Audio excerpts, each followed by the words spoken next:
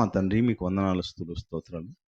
లోకంలో ఎందరికోలేంటి భాగ్యాన్ని తండ్రి మా జీవితాలను అనుగ్రహించి, మీ గొప్పదైన మాట దగ్గరకు తీసుకొని వచ్చి తండ్రి మీ మాటలో మమ్మల్ని పెంచుతున్నారు. తండ్రి మీ మాటలను వృధా చేయకుండా తండ్రి మా జీవితాన్ని ఫలప్రదం చేసుకోవడానికి సహాయం చేయమని ప్రార్థిస్తున్నాం తండ్రి. ఈ ఆరాధనా కార్యక్రమంలో మీ విలువైన మాటలు తండ్రి మరి బోధించబోతుండగా వినగలిగిన చెవిని ప్రసాదించండి. తండ్రి చెప్పబోయే నాకు కూడా ఉపకారాత్మను దయచేయమని తండ్రి మా జీవితం అంతా మీ ఇష్టాన్ని నెరవేర్చి మీరున్న ఉన్నతమైన శ్రేష్టమైన లోకం చేరే భాగ్యం మా అందరికీ దయచేయమని ప్రార్థిస్తూ అర్థిస్తూ సమస్త ఘనత మహిమలు మీకు ఆరోపిస్తూ క్రీస్తు నామంలో ప్రార్థిస్తున్నాం తండ్రి. ఆమేన్. ప్రియమైన దేవుని వాళ్ళారా, దేవుని అనుగ్రహం పొంది తప్పిపోతావా? దేవుని అనుగ్రహం పొంది తప్పిపోతావా? దేవుని అనుగ్రహం మనకు చిన్న బిడ్డల నాటి నుండి మనకు ఉందండి. అనుగ్రహం పొందడం వల్లనే మనకు జన్మ అన్నది వచ్చింది. లేకపోతే దేవుని అనుగ్రహమే లేకపోతే భూమి మీద మనకు జన్మ అనేదే లేదు. దేవుని అనుగ్రహం అక్కడ పొందాం. అదే విధంగానే ఒకనాడు చీకటిగా ఉన్న మనం ఆ చీకటిలో నుండి, పాపములో నుండి మనం విడిపించబడి దేవుని పరిశుద్ధతలోనికి, వాక్యంలోనికి మనం రావడం జరిగింది. అలా వచ్చిన మనం అందరం కూడా అంటే మనకేమొచ్చింది? మన వాక్యం మనకు వచ్చింది. మనం దేవుణ్ణి నమ్మాం, దేవుణ్ణి విశ్వసించాం, బాప్తిస్మం పొందాం. దేవుని యొక్క పరిశుద్ధతలోనికి మనం వచ్చాం. ఈ పరిశుద్ధతలోకి వచ్చిన మనం దినదినాభివృద్ధి జరగాలి, ప్రభువు కార్యాభివృద్ధిలో మనం అందరూ ఉండాలన్నది దేవుని యొక్క సంకల్పం. కానీ ఆ సంకల్పం నుండి మనం చూడండి, ఏదైనా మనం పాఠం నేర్చుకుంటున్న సమయంలో ఒక స్టేజ్కి వచ్చిన తర్వాత అక్కడ ఆగిపోతాం. ఒక మధ్య స్టేజ్కి వచ్చిన తర్వాత అక్కడ ఆగిపోతాం అన్నమాట. అలా ఆగకుండా ముందుకు సాగాలి అంటే, డెవలప్ కావాలి అంటే చాలా చిత్తశుద్ధి అని మనకు ఉండాలి. కానీ అలా కాకుండా ఒక్కసారి ఆ స్థితికి వచ్చిన తర్వాత ఆగిపోయామనుకోండి, మనం చదువుతున్నామా, నేర్చుకుంటున్నామా, డెవలప్ అవుతున్నామా అన్నది మనకే సందేహం ఏర్పడుతుంది. అలాంటి స్థితికి వచ్చిన తర్వాత తొలగిపోయి మరీ ఆత్మీయ స్థితిలో నుండి పడిపోయి ఇందుకు మనం ఉన్నామా, మన ఆత్మీయ స్థితి బలంగా ఉందా లేదా అన్న పరిస్థితిలోకి వెళ్ళిపోతాం. అంటే మనము మన ఆత్మీయ స్థితిని ఎప్పుడూ చెక్ చేసుకుంటూ ఉండాలి. అండి, ఎవరో చెక్ చేయడం కాదు, కానీ మన పరిస్థితిని, మన ఆలోచనలను మనమే చక్కబరుచుకుంటూ చాలా ఆసక్తిగా ఉండాలి. అంటే ప్రారంభంలో మొదటలో ఎలాంటి పరిస్థితిలో ఉన్నామో, ఎంతటి ఆసక్తి పరులుగా ఉన్నామో, దేవుడంటే ఎంత ఇష్టంగా ఉందో మనకి, వాక్యం అంటే ఎంత శ్రద్ధ కలిగి ఉండేవారమో, చివరి వరకు అంతే ఆసక్తి కలిగి ఉండాలనేది దేవుని యొక్క ఆశా కోరిక. అండి, దేవుడంటేను, పరలోకం అంటేను విపరీతమైన ఇష్టపడిన మనం మధ్యలోకి వచ్చిన తర్వాత మనం ఉన్నామో లేదో అనే పరిస్థితిలోకి వెళ్ళిపోతాం. అంటే ఆగిపోతాం. అంటే ఆగమని ఎవరు చెప్తున్నారు? బయట నుంచి రావడం లేదండి, ఎవరు చెప్పడం లేదు. అది మనకే కలుగుతుంది. అంటే కొద్ది మందిలో అది కలిగి అది బలపడుతుంది అనమాట. అంటే మనం ఆగిపోదాం. ఎందుకు? దేవుని కార్యక్రమాలు, పనులన్న వెంటనే కష్టంతో కూడుకున్నవి, ఆర్థిక సమస్యలతో కూడుకున్నవి, లేదా వాటిని చేయడం వల్ల మనకు వచ్చేదేమీ లేదు, ఒరిగేదేమీ లేదు. మనం ఏముందాం, ఇక వెళ్ళిపోదాం, లేకపోతే నిశ్శబ్దంగా ఉందాం, ఉండిపోదాం అనే స్థితి మనలో నుండే మనకు వస్తుంది. ఆ స్థితిని అలాగే కొనసాగించామంటే దేవునిలో నుండి కూడా బయటికి వెళ్ళిపోవాలి, అవసరం లేదు. దేవుణ్ణి వెంబడించడం మనకు అవసరమే లేదనే పరిస్థితి మన హృదయంలో పుట్టుతుంది. అలా పుట్టుతుందన్న విషయాన్ని దేవుడు చెప్తున్నాడు ప్రియులారా. హోషేయ గ్రంథంలో చూడండి, హోషేయ గ్రంథము భక్తి జీవితాన్ని వదిలేసుకునే తీర్మానాన్ని చేయమని చెబుతుందండి. ఒక్కసారి హోషేయ గ్రంథము 11వ అధ్యాయము 7వ మాటలో, నన్ను విసర్జించవలనని, చూడండి, నన్ను విసర్జించవలనని నా జనులు తీర్మానము చూడండి, నా జనులు ఎవరి జనులు? వాళ్ళు దేవుని ప్రజలు, దేవుని జనులు. కానీ దేవుని ప్రజలే దేవుణ్ణి విడిచిపెట్టాలని తీర్మానం చేసుకున్నారంట.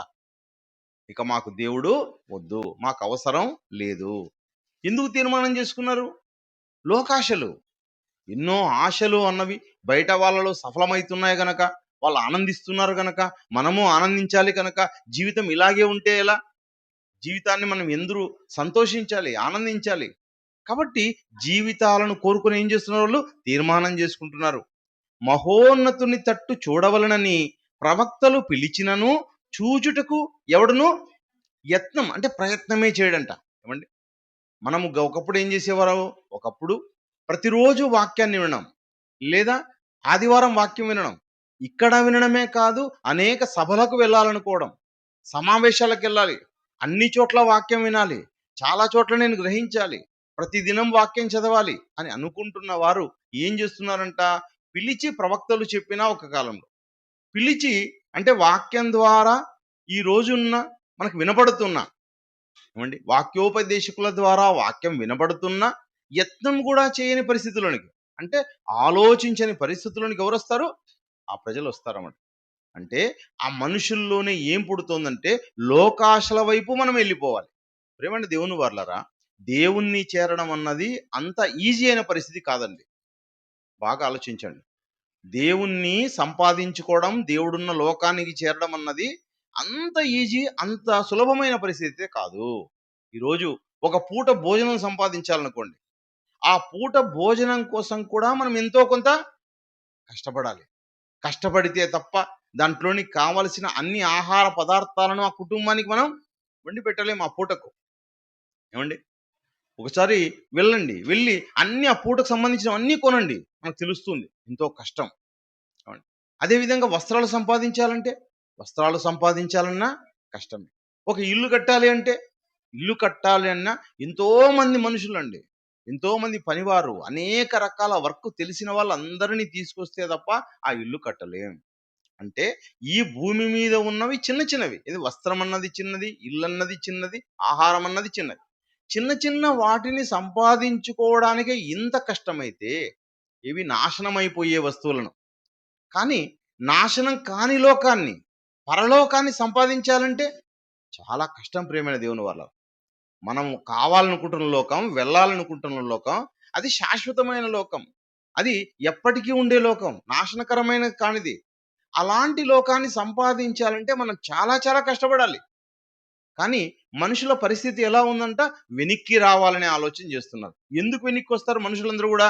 లోకాశల్లో పడిపోవడం వల్ల, ధనాశలో పడిపోవడం వల్ల, పేరాశల్లో పడిపోవడం వల్ల ప్రతి మనుషుల్లో వచ్చే బుద్ధి ఏమంటేనా, ఇదిగో మనం ఇక్కడి నుంచి వెళ్ళిపోతే మనం ఏదో ఆనందించవచ్చు, మనం సుఖపడవచ్చు అనుకుంటారండి.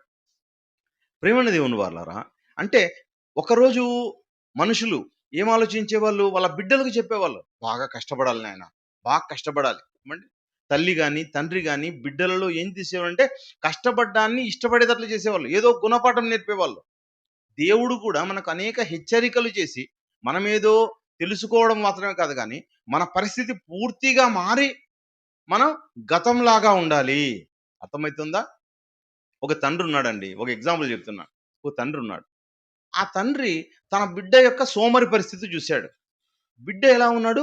సోమరిగా ఉన్నాడు. సోమరిగా అంటే అంటే ఏ పని చేయడు, వయసు వచ్చింది, కష్టపడే వయసు వచ్చింది, కానీ పని మాత్రం చేయకోకుండా కేవలం తినేసి ఊరికి ఇంట్లో ఉంటున్నాడు, లేదా ఎక్కడ బయటికి అట్లా పోతాడు వస్తాడు, అలా ఉన్నాడు అనుకోండి.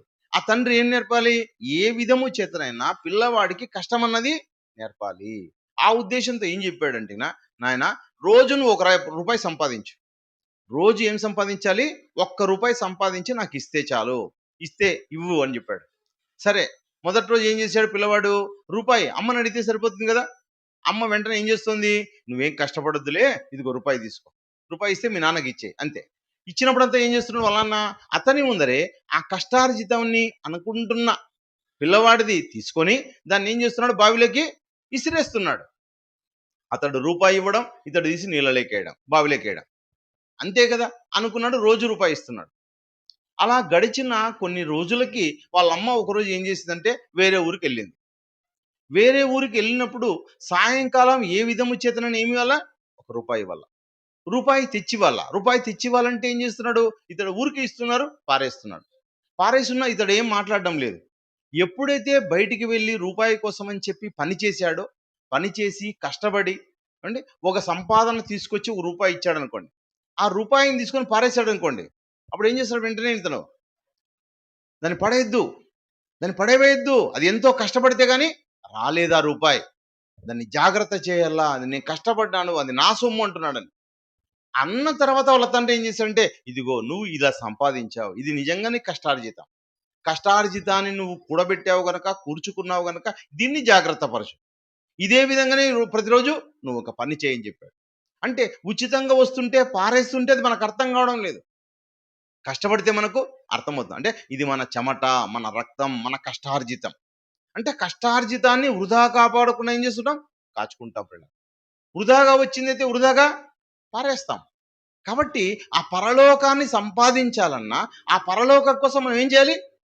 చాలా కష్టపడాలి, నేర్చుకోవాలి, సాధన చేయాలి. జీవితంలో ఒక క్రమమైన స్థితిలోకి రావాలి. మనం పరిశుద్ధతలో ఉన్నాం. అందరూ పరిశుద్ధులే. కానీ పరిశుద్ధులైన వారు ఆ పరిశుద్ధతను మనం ఏం చేయాలి? కాపాడుకోవాలి. పరిశుద్ధత మన దగ్గర తగ్గిందనుకోండి, ఏమండి, భార్యను ప్రేమించడం మంచిది.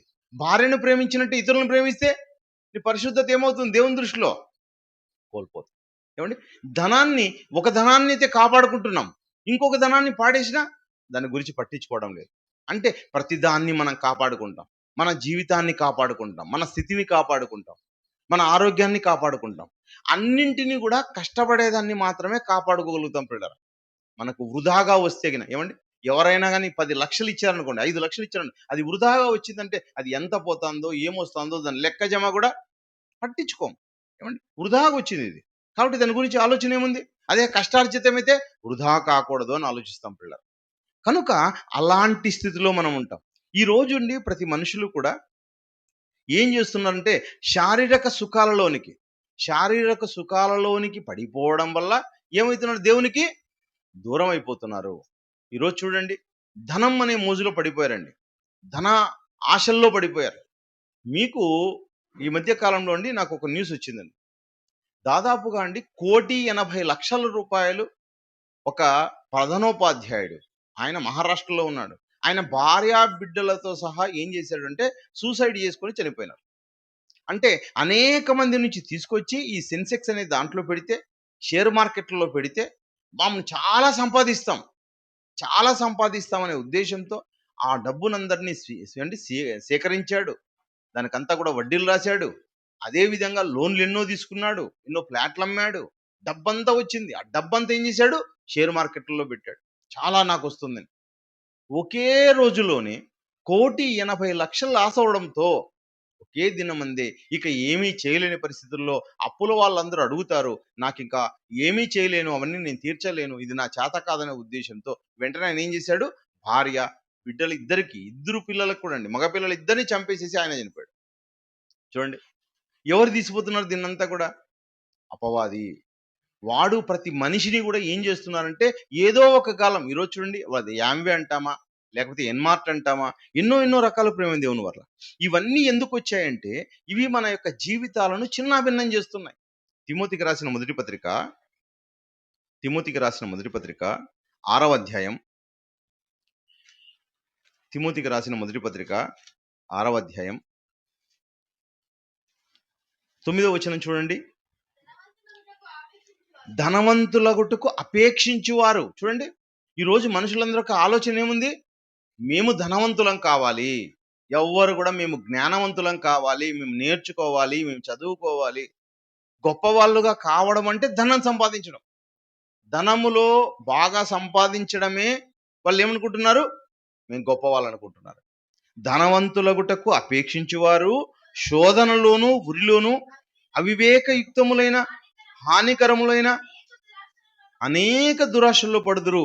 అట్టివి మనుషులను నష్టములోను నాశనములోను ముంచివేయని. నష్టపోతున్నారండి, ఈరోజు నష్టపోయే వాళ్ళు ఎంతమంది లేరండి? ఎంతో మంది వడ్డీల కన్నా వెంటనే విపరీతమైన ఆశ కలుగుతుంది. వడ్డీ అన్న వెంటనే ఒక 10 లక్షలు ఇచ్చాం, 5 లక్షలు ఇచ్చామంటే ఓకే, 5 లక్షలకి ఇంత వస్తుంది. వేరే వాడైతే మనకు తక్కువకి ఇస్తాడు, ఇక్కడ తీసుకొచ్చి ఇచ్చామంటే మనకి ఎంతో ఎక్కువ వడ్డీ వస్తుంది. ఇట్లాంటి 5 లక్షలు ఇంత ఇస్తే వస్తుంది, 10 లక్షలకి ఇంత వస్తుంది, 50 లక్షలకి ఇంత వస్తుంది లెక్కలేసుకొని జీవితాన్ని, ఈ జీవితంలో ఎంతో సంపాదించాలనే ఆశతో ఏం చేస్తున్నారు? వడ్డీల వ్యాపారాలు చేస్తున్నారు. వాళ్ళు కూడా ఆశించే వాళ్ళు కూడా ఏం చెప్తున్నారు? వాళ్ళు ఇంకొక చోట ఆశిస్తున్నారు, ఇతని దగ్గర తీసుకెళ్లి వాళ్ళు ఇంకో చోట వాళ్ళు ఆశిస్తున్నారు. అంతా వ్యాపారమే. మనుషులంతా ఏమైపోయారు? ఇప్పుడు వ్యాపారస్తులుగా మారిపోయారు. పని చేసే వాళ్ళు ఎవరు లేరు, అంతా వ్యాపారస్తులుగా మారిపోయారు. ఈ వ్యాపారస్తుల కాలంలో ఏం జరుగుతుందంటే మొత్తం అంతా కూడా చూడండి, నాశనం. అట్టివి మనుషులను నాశనములోను నష్టములోను ముంచివేయును. మునిగిపోతున్నారు అందరూ కూడా. మనల్ని అందరూ మునిగిపోతున్నాం. మనం బాగున్నాం అనుకుంటున్నాం. అవి ఎంతవరకు మునిగిపోతున్నామో ఇందుకు బయటకు వస్తామా లేదా? ఏమండి? ఒక్కసారిగా నీళ్ళలోకి మునిగిపోయాయనుకోండి, చిన్న నీళ్ళైతే ఏం పర్లేదు, కాళ్ళు కిందకి అందుతాయి. అవి లోతులు ఉన్నాయనుకోండి, మహాలోతులు ఉన్నాయనుకోండి, ఏమైపోతుంది? మనము ఎప్పటికీ బయటికి రాలేనంతగా మునిగిపోతాం. నష్టాలు వస్తాయి అందరికీ. చిన్న నష్టమైతే బయటపడవచ్చు. ఏమండి? ఒక 50,000 1,00,000 అడిగితే బయటపడొచ్చండి. 20 లక్షల నుంచి 50 లక్షలు కోట్ల రూపాయల్లో మునిగిపోయామనుకోండి, ఏమవుతుంది? ఇక వచ్చేది ఒకటి బయటికి అవకాశమే లేదు బిడ్డల. ఇవి ఇలా ముంచాలనుకునేవాడు ఉన్నాడు అపవాది. వాడి మాటలు విన్నామనుకోండి, అవి బాగా ఫస్ట్ ఎలా ఉంటాయి? చాలా తీయగా ఉంటాయి, కమ్మగా ఉంటాయి, మధురంగా ఉంటాయి, నునుపైన మాటలుగా ఉంటాయి. ఆ నునుపైన మాటలు ఏం చేస్తాయంటే ఎప్పటికీ దేవుని దగ్గరికి నిన్ను రాకుండా చేసేస్తాయి. దేవుని దగ్గర నుంచి నిన్ను పూర్తిగా దూరం చేసేస్తాయి. ప్రేమ దేవుని వాళ్ళరా. కాబట్టి మనం అనుగ్రహం పొందాం, దేవుని మాట దగ్గరకు వచ్చాం, నువ్వు పరిశుద్ధుడిగా ఉన్నావు, ఇలాంటి వాటిలో పడకూడదు. కానీ పడ్డవని కింద చెప్తున్నాడు చూడండి. ఎందుకనగా ధనాపేక్ష సమస్తమైన కీడులకు మూలము కొందరు కొందరు దాన్ని ఆశించి, ఇక్కడ ఆలోచించండి ప్రియులరా, కొందరు దానిని ఆశించి విశ్వాసం నుండి తొలగిపోయి, అంటే విశ్వాసులే ఏమండి, ఆశించిన వాళ్ళు ఎవరు? విశ్వాసులు, పరిశుద్ధులు, నీతిమంతులు, దేవుని పిల్లలు. అంటే వీళ్ళు ఏం ఆశించారు? వీరు కూడా ధనాన్ని ఆశించారు. ఏమండి, వీరు ఆశించాల్సిందేది పరలోకం, దేవుని పని, దేవుని కోరికలు. బలానమ్మకమైన మంచి దాసుడు అని దేవునితో అనిపించుకోవాల్సిన వారు ఏం చేస్తున్నారంటే లోకాశలు తట్టుబడిపోయారు. విశ్వాసం నుండి తొలగిపోయి నానా బాధలతో తమ్మును తామే పొడుచుకోండి. చూడండి ఎంత ఘోరమైన పరిస్థితి చూడండి. తమ్మును తాము పొడుచుకోండి. ఎవడో పరిస్థితి చెడిపోవడం ఒకటి, ఏమండి, మనకు తెలియకుండా జరగడం ఒకటి. మనకు తెలిసి ఏం చేస్తున్నామంట? విశ్వాసంలో నుండి తొలగిపోయి వేటినో ఆశించి ఏం చేస్తున్నాం? మనంతకు మనమే పోతున్నాం, మనంతకు మనమే పొడుచుకుంటున్నాం. ఎంత ఘోరమైన పరిస్థితి ఆలోచించండి. విశ్వాసం నుంచి తొలగిపోయేది ఎవరంట? పరిశుద్ధులు, విశ్వాసులైన వాళ్ళే తొలగిపోయే అవకాశం ఉంది. కనుక మనం జాగ్రత్త పడాలి. ఏమండి, కొద్ది వరకు నష్టపోతే జాగ్రత్త పడతాం, చాలా భారీగా నష్టపోకుండా మన జీవితాన్ని మనం ఏం చేయాలి? కాపాడుకోవాలని చెప్తున్నాడు ప్రేమ దేవుని వల్ల. గలతీయులకు రాసిన పత్రిక ఇంకొక కోణాన్ని చూద్దాం. భిన్నమైన బోధలండి. అంటే ధనాశ అన్నది ఒక రకంగా మనల్ని నాశనం చేస్తుంది, దేవునికి దూరం చేస్తుంది. ఇదే కాకుండా భిన్నమైన బోధ అనేది కూడా మనిషిని ఏం చేస్తుందంట? దూరం చేస్తుంది, సత్యానికి దూరం చేస్తుంది. సత్యం అన్నది ఒకటే ఉంటుంది, అవునండి. కానీ ఆ సత్యానికి భిన్నమైన బోధలు వచ్చినప్పుడు ఆ భిన్నమైన బోధలను మనం విశ్వసిస్తే, ఆలోచిస్తే ఏం జరుగుతుందంటే ఇది దేవునికి దూరం అయ్యే పరిస్థితి మనకు వస్తుంది. 5వ అధ్యాయము గలతీయులకు రాసిన పత్రిక 5వ అధ్యాయము 4వ మాటలో మీలో ధర్మశాస్త్రం వలన నీతిమంతులని తీర్చబడి వారెవరో వారు క్రీస్తులో నుండి. అండి, ఇక్కడ ఉన్న పరిస్థితి ఏమంటే ప్రేమ దేవుని వాళ్ళరా, ఒకనాడు సున్నతి అనే ఆచారం యూదుల్లో ఉంది, ఏమండి. కానీ ఈ ఆచారాలన్నీ ఏం చేశాడు? క్రీస్తు ద్వారా కొట్టివేయబడ్డాయి. ఆచారాలు సాంప్రదాయాల ప్రకారంగా కాకుండా క్రీస్తులోకి వచ్చిన నువ్వు పరిశుద్ధమైన జీవితాన్ని కాపాడుకుంటూ ముందుకు సాగాలని చెబితే మళ్ళా ఇంకో బోధ ఏమొచ్చిందంటే లేదు సున్నతి ఆచారాలు మనం చేయాల్సిందే అని వాళ్ళు బోధిస్తున్నారు. కానీ అప్పుడు ఏం చేశారంట? కింద మాటల్లో అంటున్నాడు, మీలో ధర్మశాస్త్రం వలన నీతిమంతులని తీర్చబడేవారో వారు క్రీస్తులోని బొత్తిగా వేరు చేయబడి ఉన్నారు. ధర్మశాస్త్రమే సరిపోయి ఉంటే మరి క్రీస్తు రావడం ఎందుకు? క్రీస్తు వచ్చిందే ధర్మశాస్త్రాన్ని తొలగించడానికి, తీసివేసి మరి కొత్త ధర్మశాస్త్రాన్ని ఇవ్వడానికి, నీతిని ఇవ్వడానికి వచ్చాడు. అది నీతిని నెరవేర్చబడడం లేదు కనుక అది కొట్టివేయబడింది. అది కొట్టివేయబడి ఇస్తే తిరిగి మరి ఏం చేద్దాం అనుకుంటున్నారు? మరి పాతవే ఆచరిద్దాం అండి. మనం ఎక్కడి నుంచి వచ్చాం? మనము లోకంలో నుండి వచ్చాం, మనం పాపంలో నుండి వచ్చాం, మనైనా సరైన క్రమంలో లేని చోటు నుంచి వచ్చాం, వాక్యం అనేదే లేని చోటు నుంచి వచ్చాం. ఏమంటే ఎన్నో చర్చిల్లో నుంచి, ఎన్నో సంఘాలలో నుంచి మంచి బోధ, శ్రేష్టమైన బోధ, ఏమండి బైబిల్ అనగానేమో కూడా తెలియని పరిస్థితి పిల్లరా. బైబిల్ని ఎలా చదవాలో కూడా తెలియని పరిస్థితి. ఎంతో శ్రేష్టమైన వాక్యం అని నమ్మి విశ్వసించి పరిశుద్ధతలోనికి వస్తే ఈ పరిశుద్ధతలోనికి వచ్చిన మనల్ని కూడా మనం కూడా ఇక్కడి నుంచి కూడా మరి అవసరం లేదు అనే ప్రదేశానికి వెళ్ళిపోయామనుకోండి. వెళ్ళిపోతే ఏం జరుగుతుందంటే దేవుని నుంచి బొత్తిగా తొలగిపోయి మనల్ని మనం ఇబ్బంది పెట్టుకునే పరిస్థితిలోకి వెళ్ళిపోతాం. ఏమండి? మనం వాక్యంలో నుంచే వెళ్ళిపోయే పరిస్థితిలోకి వస్తాం. సత్యంలో నుంచి వెళ్ళిపోయే పరిస్థితులు వస్తాం. సత్య సంబంధులుగా కాకుండా వెళ్ళిపోతాం మనం. మనం అలా కాకూడదని ఏం చెప్తున్నాడు ఇక్కడ? ఇక్కడ చెప్తున్న మాట చూడండి 4వ వచనంలో, నీతిమంతులమని తీర్చబడి వారెవరో వారు క్రీస్తులో నుండి బొత్తిగా వేరు చేయబడి ఉన్నారు, కృపలో నుండి తొలగిపోయి ఉన్నారు. చూడండి, దేవుని కృపలో నుండి క్రీస్తులో నుండి తొలగిపోయే కార్యక్రమం ఎప్పుడు జరిగింది? ఇది ప్రారంభ శతాబ్దంలోనే జరిగింది. ఏది ఇది? భిన్నమైన బోధ. అంటే క్రీస్తులో నుంచి వేరు చేయబడి దేవుని కృపలో నుంచి, అంటే క్రీస్తు కృపలో నుండి వేరైపోయి మళ్ళా ధర్మశాస్త్రం ప్రకారమే మళ్ళీ మనం జీవిద్దాం. చూడండి, చాలా మంది యూదులు ఇప్పటికీ కూడా మెస్సయ్య వచ్చినాడని నమ్మరు. ప్రేమ దేవుని వాళ్ళు యూదులు యూదు మతం ప్రకారమే మనం జీవించాలి. అంటే యూదు మతం ఏదది? ఏమండి? ధర్మశాస్త్రం. ధర్మశాస్త్రానుసారంగా మనం జీవించాలి. అంటే అలాంటి బోధ ప్రారంభ శతాబ్దంలో వచ్చిన, నిజమైన బోధ వచ్చిన, నిజమైన బోధల నుండి వేసిన మనుషులు తొలగిపోతున్నారు. కాబట్టి అలాంటి ఆలోచనలోనికి మనం ఈ రోజుల్లో కూడా మనకు వచ్చే అవకాశం ఉంది. దాంట్లో నుంచి మనం తొలగిపోదు పిల్లలు. లోక పరిస్థితులండి, ఇందాక ఆలోచించాం. ఈ లోక పరిస్థితుల్లో మనం ఎందుకు దేవునికి దూరం అయ్యామంటే అందరూ ఏం చెప్తారు? మా ఆర్థిక పరిస్థితి సరిగా లేదండి. ఒకప్పుడు ఏం చేసేవాళ్ళం? ప్రతి కార్యక్రమానికి వచ్చేవాళ్ళం, ప్రతిదీ ఆలోచించేవాళ్ళం. ఏమండి? ప్రతిరోజు కావాలి కార్యక్రమం అనుకునేవాళ్ళం. మంచి మంచి కార్యక్రమాలు చాలా బాగున్నాయని ఆనందించి, ఆశించి, పనిచేసి మంచి పేరు పొందిన వాళ్ళం. కానీ ఇప్పుడు ఏమైపోతున్నాం? ఏదో ఉందాంలేండి, ఉంటే ఉందాం లేకపోతే లే అన్నట్టుగా అండి. మన పరిస్థితులలో అలాంటి ఆలోచనలు రాకూడదు. నీకున్న మొదటి ప్రేమ, నువ్వు చూపిన మొదటి స్థితి, నువ్వు ఉన్న ఆ మొదటి స్థితిని మనం ఎప్పుడు కూడా మిస్ కాకూడదు. విలువైన వారు, ఏమండి, మన కోసం మీరు ఎలా కొనబడ్డారు? క్రీస్తు రక్తము చేత కొనబడిన వారు. క్రీస్తు రక్తం చేత కొనబడి లోకానికి బై చెప్పి దేవునికి దగ్గరకు వచ్చావు. అలా వచ్చిన మీరు మరొకసారి లోకంలోకి వెళ్ళిపోయారంటే మన పరిస్థితులు ఏమైపోతాయి? చిన్న భిన్నమైపోతాయి పిల్లలు. చాలా తారుమారైపోతాయి. మొదటి స్థితి కన్నా చాలా ఘోరమైన స్థితిలోకి మనం వెళ్ళిపోతాం. మనం అలా వెళ్ళకూడదు. ఎట్టి పరిస్థితుల్లో ఆ పరిస్థితుల్లోకి మనం వెళ్ళకూడదు. ఇంకా కొద్దిమంది అండి దేవునికి కొద్ది దూరం అయ్యారంటే దానికి ఏం చెప్తారంటే కారణం అనారోగ్య పరిస్థితులు ఉన్నాయండి. మా అనారోగ్య పరిస్థితుల వల్ల దేవునికి దగ్గరకు రాలేకపోతున్నాం. మనం వచ్చిండేదే దేనికోసం? దేవుని దగ్గరికి అన్ని పరిస్థితులు చక్కబరుచుకోవడానికి వచ్చాం. మీరైనా నేనైనా మన పాపపు స్థితి వదలడానికి వచ్చాం దేవుని దగ్గరికి. మనం పరిశుద్ధులుగా నిలబడడానికి వచ్చాం. మనం దేవునికి దగ్గరగా ఉంటే మన అనారోగ్య పరిస్థితి సెట్ కాదా?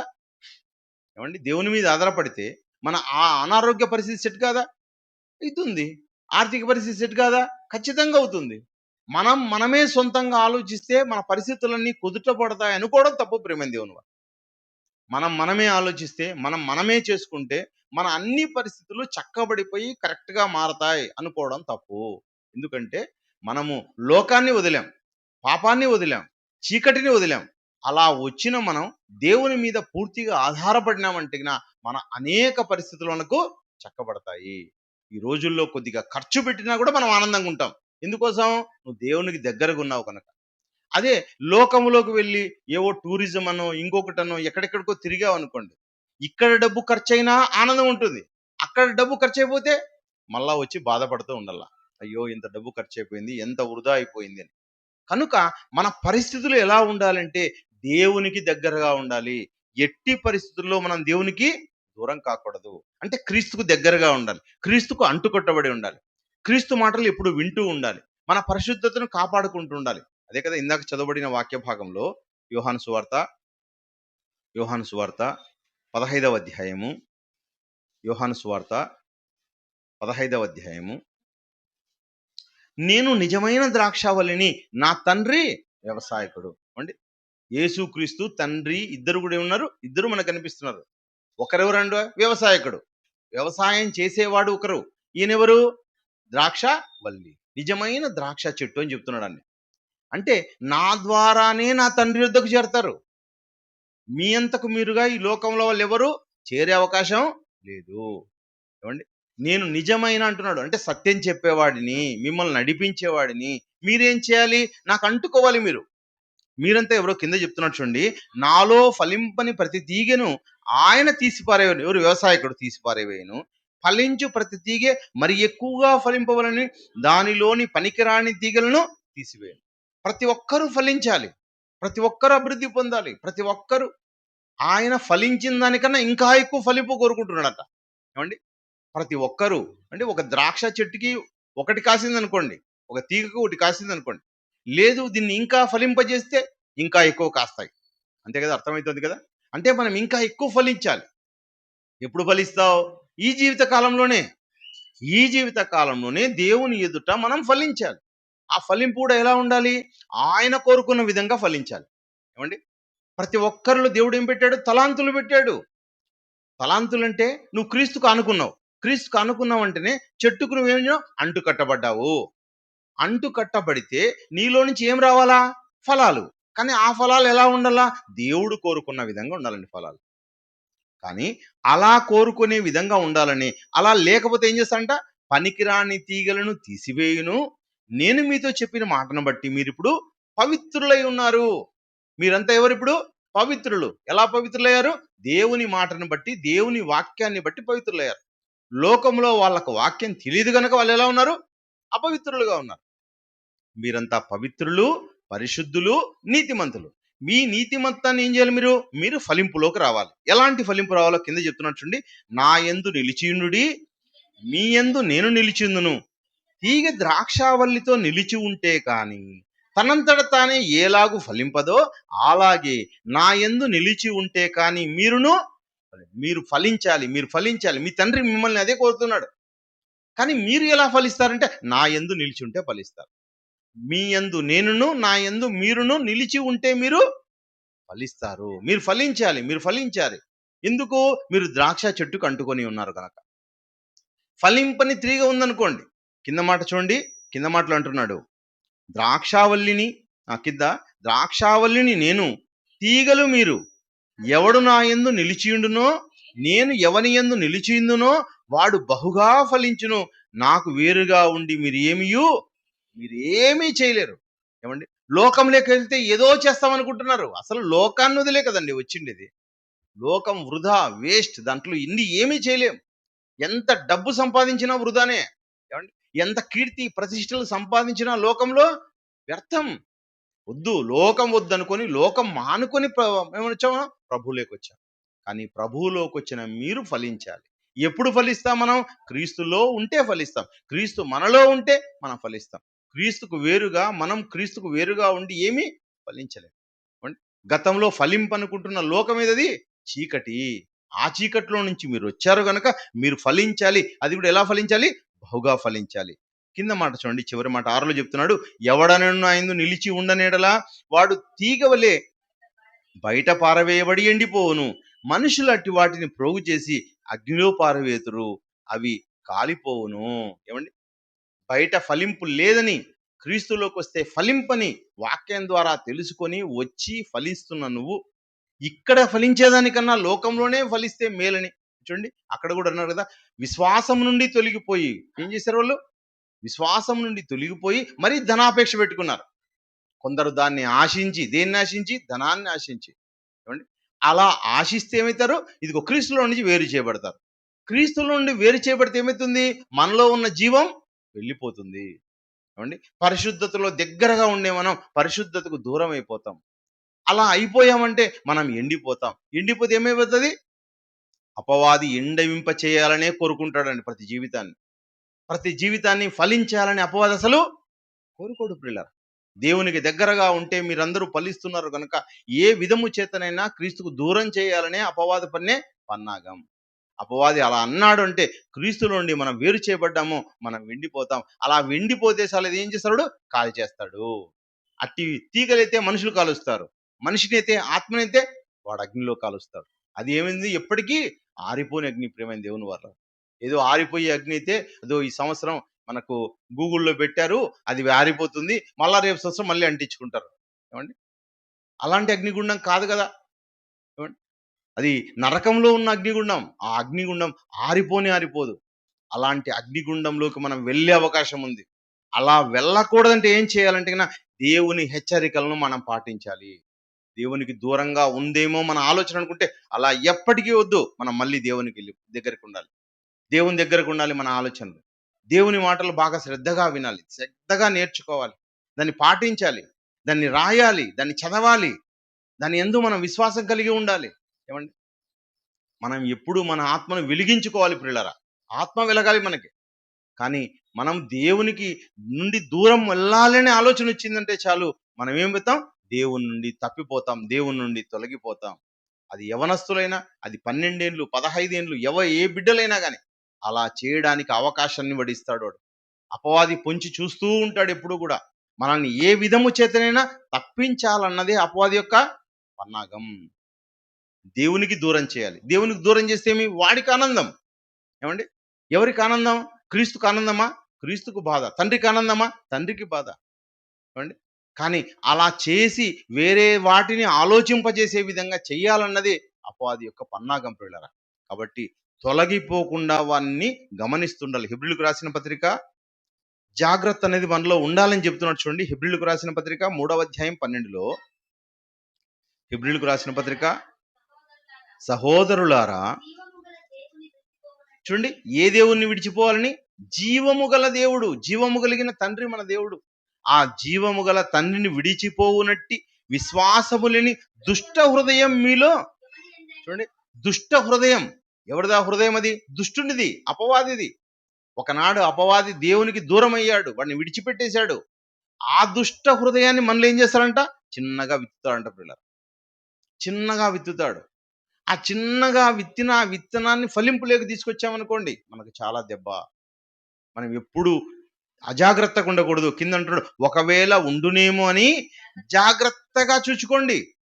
జాగ్రత్తగా చూసుకోండి. జాగ్రత్త, మీలో జాగ్రత్త కలిగి మీరు ఉండాలి. మనమందరూ జాగ్రత్త కలిగి ఉండాలి. ఏమండి? మీలోనే కాదండి, వాడు నాలో అయినా నాటొచ్చు, ఎవరిలో అయినా నాటుతాడు, ఎవరినైనా దూరం చేస్తాడు. ఏమండి?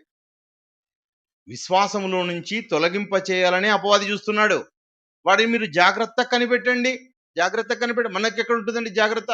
ఏ విషయంలో మనకు జాగ్రత్త ఉంటుంది? ఇంటికి తాళం వేసామా లేదా? ఒకటికి 2 సార్లు చూస్తాం. వేసాం, బయట వేసామా లేదా, అది కరెక్ట్ ఉందా లేదా, లాగి లాగి చూస్తుంటారు. బీరువాకు తాళం వేసామా లేదా? బీరువాకు తాళం. గ్యాస్ కట్టేసామా లేదా? అంటే ఒకటికి 2 సార్లు చూసుకుంటాం. బయటికి వెళ్ళేటప్పుడు క్యాష్ పెట్టుకున్నామా లేదా? మనకు అన్ని దానిల మీద శ్రద్ధ ఉంది. అన్ని దానిల మీద శ్రద్ధ ఉండబట్టే చెక్ చేసుకుంటుంటాం. ఎక్కడెక్కడ చెక్ చేసుకుంటాం? బీపీ, షుగర్ చెక్ చేసుకుంటాం, షుగర్ చెక్ చేసుకుంటాం. 45, 50 ఏళ్ళ పైన వచ్చిన వాళ్ళు ప్రతి సంవత్సరానికి ఒకసారి అంటే అవయవాల గురించి ఏం చేస్తారు? రిపోర్ట్ రిపోర్ట్ చూసుకుంటారు. అవయవాలన్నీ ఎలా ఉన్నాయి, కిడ్నీ పరిస్థితి ఎలా ఉంది, హార్ట్ పరిస్థితి ఎలా ఉంది, అన్ని పరిస్థితులు మనం చెక్ చేసుకుంటాం. విశ్వాసములో మనం ఇంకా దృఢమయ్యామా లేదా? గత సంవత్సరంలో ఎలా ఉన్నాం, ఈ సంవత్సరం ఎంత దృఢపడ్డాం, గత సంవత్సరం ఎంత చేశాం, ఈ సంవత్సరం ఎంత చేశాం, ఆలోచిస్తామా? గత సంవత్సరం కన్నా ఇంకా అభివృద్ధిలో అంటే కార్యాభివృద్ధి అంటే అర్థం ఏమండి? కార్యాభివృద్ధి అంటే ఏమి? ప్రతి పనిలో అభివృద్ధి, ప్రియమైన దేవుని వారలారా. మనం అభివృద్ధి పొందాలి, మనం అభివృద్ధి పొందాలి. ఈ సంవత్సరం చేసిన దానికన్నా నెక్స్ట్ ఇయర్ ఇంకా పని అభివృద్ధిలో ఉండాలి. మనం అభివృద్ధి పథంలో ఉండాలి.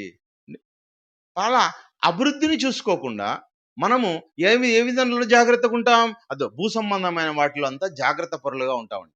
ఎవరికైనా గిన్నెలు ఇచ్చారనుకోండి, ఆడవాళ్ళు చూడండి, వాళ్ళు ఇచ్చారా గిన్నెలు, వాళ్ళు ఇచ్చారా గిన్నెలు, వాళ్ళు ఇస్తారా అని, ఇచ్చినా వాళ్ళు ఇవ్వలేదని వాళ్ళు చూస్తుంటారు, ఎంక్వైరీ చేస్తుంటారు. ఇచ్చామండి, గిన్నెలు రాలేదండి అని. ఆది వాళ్ళ ఫంక్షన్లో ఇచ్చాం, వాళ్ళ ఆది భార్య అంటుంది, ఇచ్చాం, అందరికి ఇచ్చాం అక్క, వచ్చిన 2 ఇళ్ళు వచ్చాయి, 6 ఇళ్ళకి ఇచ్చాం, ఎప్పుడు ఇస్తారో ఏమో వాళ్ళు అని చెక్ చేసుకుంటూ ఉంటారు మనుషులందరూ కూడా. ఏమండి? అంటే ఆది అనే కాదులేండి, మా భార్య అయినా అంతే. అంటే ఎవరి భార్యలైనా వాటి గురించి ఏం చేసుకుంటుంటారు? ఎంక్వైరీ చేసుకుంటుంటారు, జాగ్రత్త పరులుగా ఉంటారు ఇంట్లో ఉన్న వాటి పట్ల. కానీ మన ఆత్మీయ జీవిత విషయంలో, ఏమండి, ఆత్మీయ విషయంలో ఎంత జాగ్రత్త పడ్డాం, మనము ఎంత జాగ్రత్తగా ఉన్నాం అన్న విషయం మనం చూసుకోకపోతే, మనం అజాగ్రత్తగా ఉన్నాము అంటే అపవాది మనల్ని కాటేస్తాడు, ప్రేమ దేవుని వల్ల. ఏమండి? బయటికి వెళ్ళే వాళ్ళు ఎప్పుడు చూడండి చెప్పులు వేసుకొని పోతుంటారు. ఎందుకు? జాగ్రత్త. హెల్మెట్ పెట్టుకుంటారు. ఎందుకు? జాగ్రత్త. సీట్ బెల్ట్ పెట్టుకుంటారు. ఎందుకు? జాగ్రత్త. అలాగే మన ఆత్మీయ జీవితంలో కూడా చాలా ధరించమని చెప్పాడు. ఆ విషయంలో అంటే ప్రార్థనలో నువ్వు ఉన్నావా? వాక్యం చదువుతూ ఉన్నావా? వాక్యం వింటూ ఉన్నావా ప్రతిరోజు? మరి ఆది గారు పాట రాశారు. మరి చూస్తూ ఉన్నామా మనము? డైలీ గాని, 2 టైమ్స్ గాని ఒకసారి చూస్తే నీకేం కలుగుతుంది? అయ్యో! ఎంతో మంది మనలాంటి వాళ్ళే కదా! ఏవండీ? మన అన్న లాంటి వాళ్ళు, నాన్న లాంటి వాళ్ళు, మన చిన్నాన్న, పెదనాన్న లాంటి వాళ్ళే కదా వాళ్ళు కూడా. వాళ్ళకి ఎంతో మంది ఉన్నారు. అయినప్పటికీ కూడా దేవుని కోసం ఏం పెట్టారు వాళ్ళు? ప్రాణాలు పెట్టారు. మరి చూసుకుంటున్నాం మనం ఎంత పెడుతున్నాం ప్రాణం? మనం ఎలా ప్రాణం పెడుతున్నాం దేవుని కోసం? ఎప్పుడు లోకాశల్లో మునిగిపోతే ఏవండీ పరలోకం వస్తుందా? వాళ్ళకివ్వాలా? మనకివ్వాలా చెప్పండి ప్రాణం. ఏవండీ? వాళ్ళు పెట్టారా? ప్రాణం మనం పెట్టామా? వాళ్ళకి పరలోకాన్ని ఇవ్వడం కరెక్ట్. దేవుడు విశ్రాంతిని ఇవ్వాలండి వాళ్ళకి. వాళ్ళకి పరలోకాన్ని ఇవ్వాలండి. మళ్ళీ మనకు ఎప్పుడూ లోకాశలని భిన్నమైన బోధనలో పడిపోతే మనకెలా వస్తుందండి పరలోకం? కనుక ప్రేమైన దేవుని వాళ్ళరా, మనం జాగ్రత్త కలిగి ఉండాలి. అదే చెప్తున్నాడు అక్కడ చూడండి. ఒకవేళ ఉండునేమో చూడండి, మీలో ఎవని యందైనను ఒకవేళ ఉండునేమో అని జాగ్రత్తగా చూసుకోండి. అందం విషయంలో మనం జాగ్రత్త చూసుకుంటుంటాం. అందరూ కూడా అందంగా ఉండాలని చెప్పేసి ఎన్నో క్రీములు అన్ని వాడుతూ ఉంటారు. అదే విధంగా ఏం చేస్తుంటారు? మేకప్ వేసుకుంటూ ఉంటారు. కానీ అందం విషయంలో జాగ్రత్త తీసుకుండే నీవు అంతరంగ విషయంలో జాగ్రత్త తీసుకో అని చెప్తోందండి వాక్యం. దేవుని వాక్యం. దేవుడు ఏం చూస్తాడు? అంతరంగ స్వభావాన్ని చూస్తాడు దేవుడు. అంతరంగ స్వభావంలో నీవు దేవుని పోలి నడుచుకోవాలని చెప్తున్నాడు ప్రేమైన దేవుని వాళ్ళరా. చూడండి, ఒక వచనం చూద్దాం. మొదటి యోహాను పత్రిక 2వ అధ్యాయం 24 మాటలో, యోహాను పత్రిక, అయితే మీరు మొదటి నుండి చూడండి, మొదటి నుండి మీరు దేనిని వింటిరో మీ చలమ్మా, అయితే మీరు మొదటి నుండి దేనిని వింటిరో అంటే దేనిని విని, ప్రియమైన దేవుని వారల, దేనిని విని మీ ఆత్మ రక్షించుకున్నారు? ఏ మాటలు విని మీరు పరిశుద్ధతలో నిలబడ్డారు? ఏ మాటలు అర్థం చేసుకుని మేము మొదట దేవునిలో చాలా చక్కగా ఉన్నాం అనుకుంటున్నారు? ఏమండి? ఈ దేవుని ఏ ప్రేమ విని మీరు మొదటగా ఫలించారు? ఆ ప్రేమలో, ఆ మాటలో మీరు జాగ్రత్తగా నిలిచి ఉండండి. అదే చెప్తున్నాడు అక్కడ 24 వచనంలో, అయితే మీరు మొదటి నుండి దేనిని వింటిరో అది మీలో నిలవనీయుడి. మీరు మొదటి నుండి వినినది మీలో నిలిచిన ఎడలా. మొదట మీరు విన్నది ఎప్పటికి నిలిచి ఉండాలి? చివరి వరకు నిలిచి ఉండాలి. అంతం వరకు నిలిచి ఉండాలండి. ప్రేమైన దేవుని వారలారా, ఏమండి? ఒక్కసారి ఉద్యోగంలోకి వెళ్ళాం. ఉద్యోగంలోకి మనం ఎంటర్ అయ్యాం. ఎంటర్ అయిన తర్వాత ఎప్పటికి నిలిచి ఉండాలి? రిటైర్మెంట్ వరకు నిలిచి ఉండాలి. అంతే కదా? రిటైర్మెంట్ వరకు నిలిచి ఉంటే అన్ని బెనిఫిట్స్ నువ్వు పొందుకుంటావు. అన్నీ వస్తాయి, నీకు బెనిఫిట్స్ అన్నీ వస్తాయి. ఉద్యోగంలోకి ఎక్కిన నీవు 2 సంవత్సరాలుగా బయటకు వచ్చావు అనుకో, అండి, బయటకు వచ్చి నాకు అన్నీ కావాలంటే ఎవరు ఇస్తారండి? అసలు ఎవరు ఇవ్వరు. ఒకవేళ యుద్ధంలోకి వెళ్ళావు నువ్వు, ఇంకో ఎగ్జాంపుల్ ఆలోచించండి. యుద్ధంలోకి వెళ్ళావు. యుద్ధంలోకి వెళ్ళిన తర్వాత యుద్ధం ఆగేంత వరకన్నా ఉండాలి, లేదా నీవు వీరవరణంనా పొందాలి. ఈ 2 పొందితే ఏది పొందినా నీ ఇంటికి లాభం లేదు.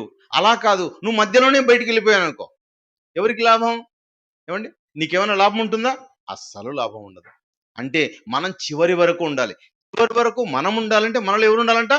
క్రీస్తు ఉండాలి. అదే చెప్తున్నాడు అక్కడ చూడండి.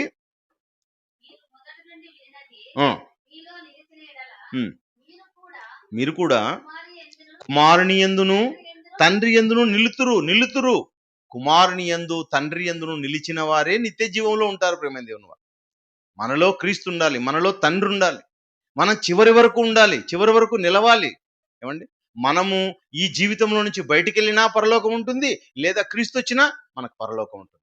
అలా కాకుండా మధ్యలోనే మనం ఏదో బయటికి అని ఆలోచించామంటే మాత్రం మనకు ఏది లేకోకుండా పోతాం.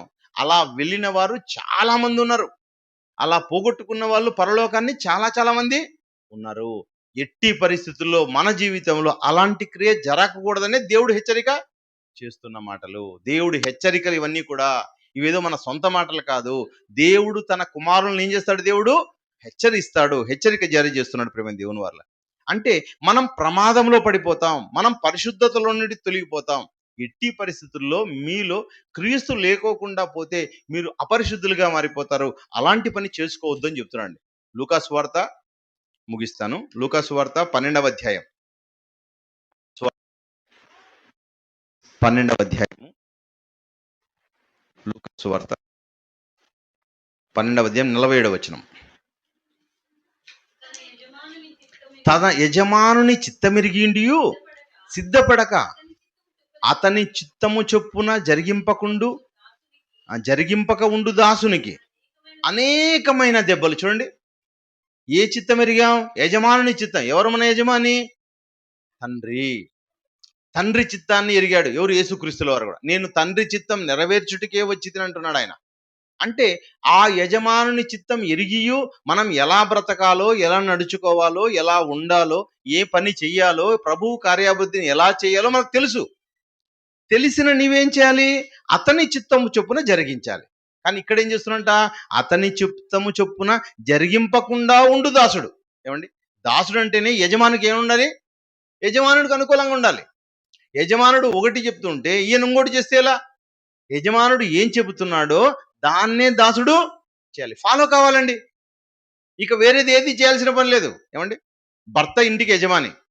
భర్తని ఎవరు ఫాలో కావాలి? భార్య ఫాలో కావాలి. భర్త చెప్పిందాన్ని అనుసరించాలి భార్య.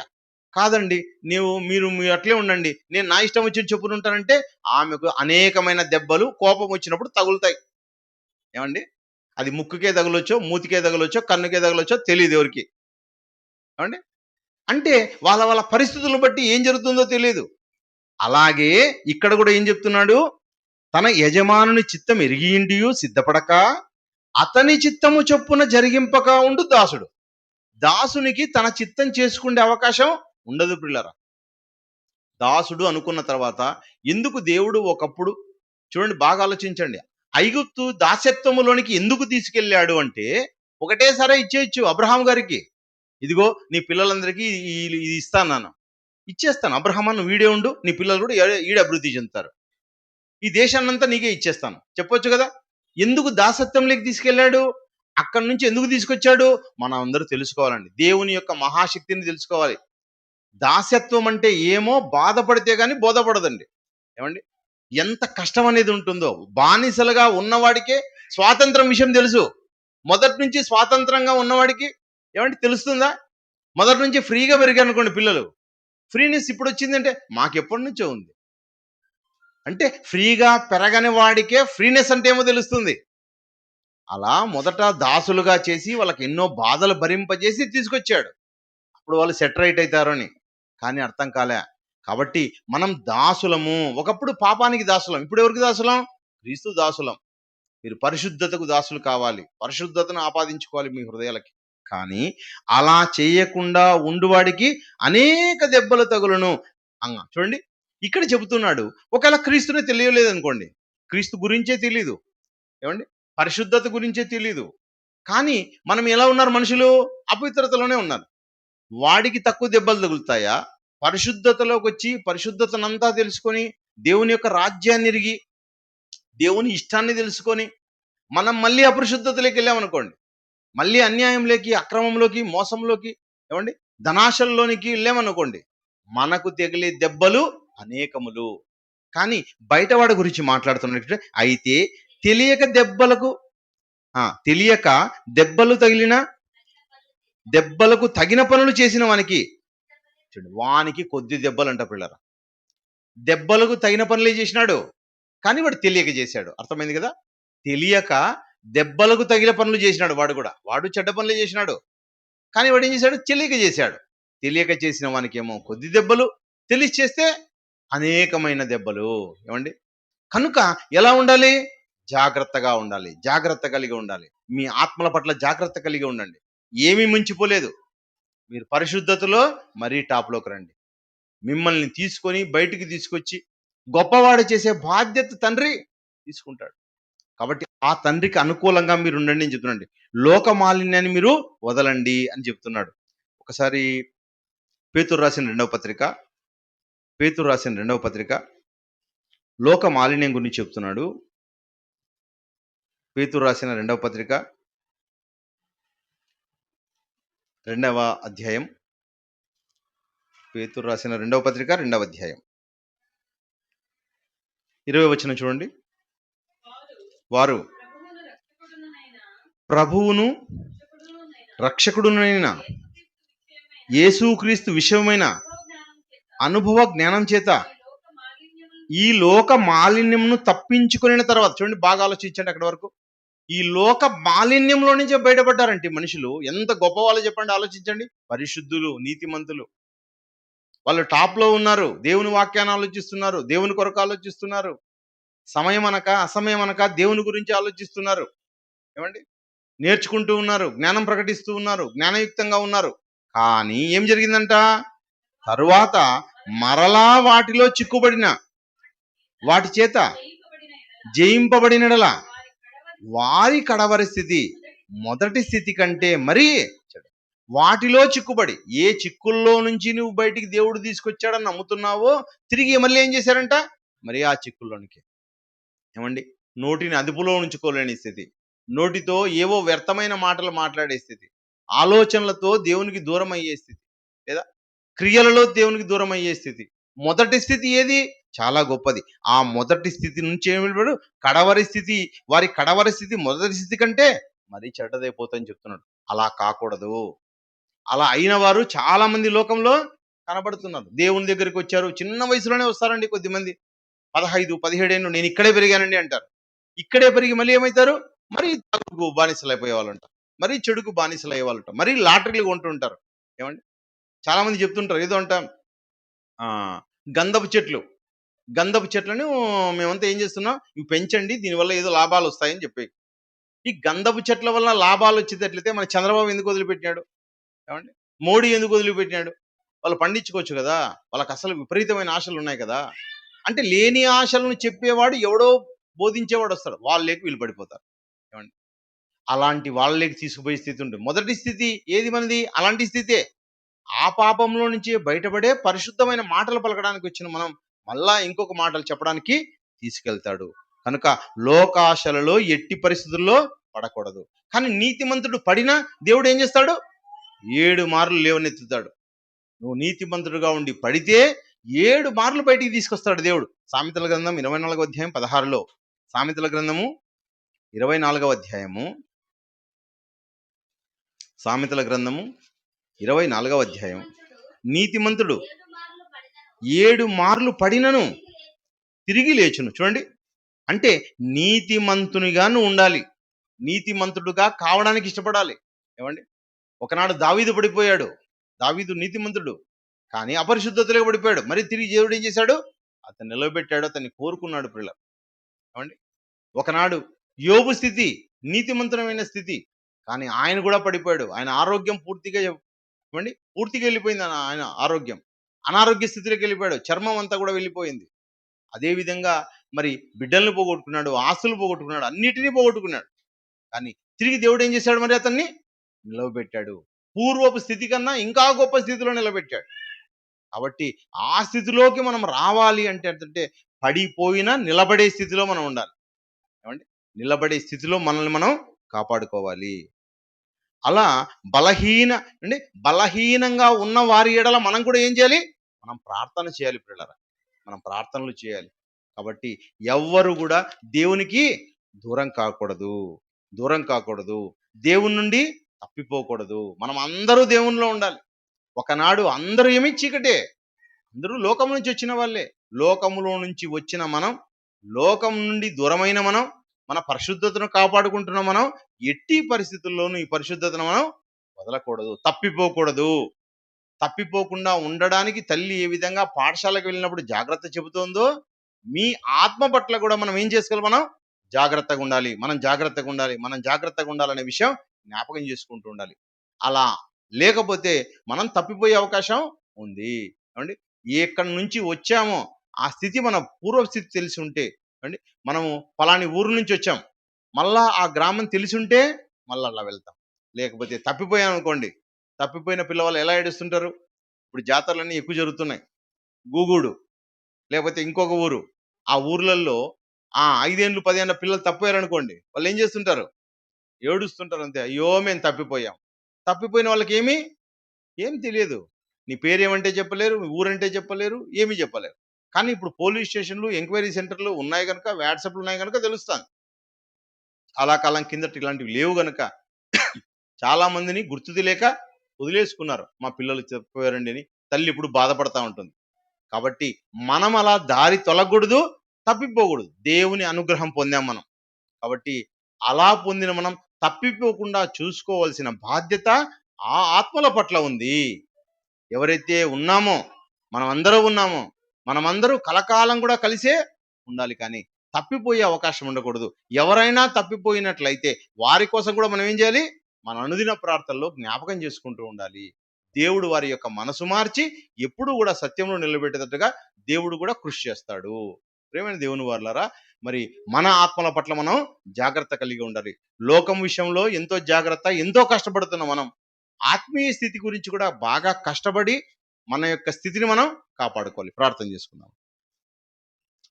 దయగలిగిన మా తండ్రి, మీకు వందనాలు, స్తుతులు, స్తోత్రాలు. తండ్రి, మీ అనుగ్రహాన్ని పొందిన మేము తండ్రి, మీ యొక్క జ్ఞానాన్ని తెలుసుకున్న మేము, నేర్చుకున్న మేము, ఎప్పటికీ నాయన తప్పిపోకుండా మేము ఎల్లప్పుడూ తండ్రి మీ జ్ఞానంలో ఉండడానికి సహాయం చేయమని ప్రార్థిస్తున్నాం. తండ్రి, క్రీస్తనే ఆ ద్రాక్ష వల్లికి తండ్రి అంటుకట్టబడిన మేము తండ్రి, మా జీవిత కాలంలోనైనా మరి ఎటువంటి ఆలోచనలు చేయకుండా, భిన్న బోధల్లోకి వెళ్లకుండా, భిన్నమైన లోకాశల్లోనికో అపవాది యొక్క ఆశల్లోనికో వెళ్ళి తండ్రి మా పూర్వపు స్థితిని మళ్ళీ తిరిగి పొందకుండా తండ్రి అలా తప్పించుకున్న మేము, మరి మీ చేతుల్లోకి వచ్చిన మేము తండ్రి, మరి క్రీస్తు అనే ఆ ద్రాక్షావల్లికి ఎల్లప్పుడూ అంటిపెట్టుకుని తండ్రి క్రీస్తు హృదయాన్ని కలిగి ప్రభు కార్యాభివృద్ధిలో ఎల్లప్పుడూ ఉండడానికి సహాయం చేయమని ప్రార్థిస్తున్నాం తండ్రి. తండ్రి, ఈ కార్యక్రమానికి చేరి వచ్చిన మీ పిల్లలందరినీ దీవించండి, ఆశీర్వదించండి. వారికి ఉన్న అనారోగ్య సమస్యలను తీసివేయండి. చిన్న బిడ్డలను కాచి కాపాడండి తండ్రి. మరి పాఠశాల ప్రారంభ దశల్లో తండ్రి పిల్లలు సక్రమంగా వెళ్ళి పాఠాలను శ్రద్ధగా విని నేర్చుకుని తండ్రి ఈ లోకంలో కూడా తండ్రి మీ పిల్లలు గొప్పగా నిలబడడానికి సహాయం చేయమని ప్రార్థిస్తున్నాం తండ్రి. తండ్రి, అందరికి మంచి ఆరోగ్యాలను దయచేయండి, నెమ్మదిని దయచేయండి తండ్రి.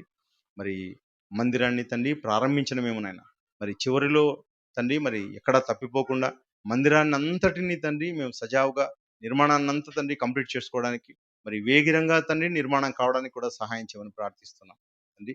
ఎటువంటి ఆటంకాలు లేకుండా మందిర నిర్మాణాన్ని పూర్తి చేయమని ప్రార్థిస్తూ ఉన్నాం. అదేవిధంగా అక్కడ పనిచేస్తున్న తండ్రి మరి వర్కర్స్కినైనా ఎటువంటి ఆపదలు శ్రమలు రాకుండా తండ్రి వారందరూ కూడానైనా మరి త్వరలో నీ మందిరాన్ని కంప్లీట్ చేయడానికి కావాల్సిన శక్తిని, సామర్థ్యాన్ని అక్కడ పనిచేస్తున్న వారందరికీ కూడా అందించమని ప్రార్థిస్తూ అర్థిస్తూ సమస్త ఘనత మహిమలు మీకు ఆరోపిస్తూ క్రీస్తు నామములో ప్రార్థిస్తున్నాం తండ్రి. ఆమేన్.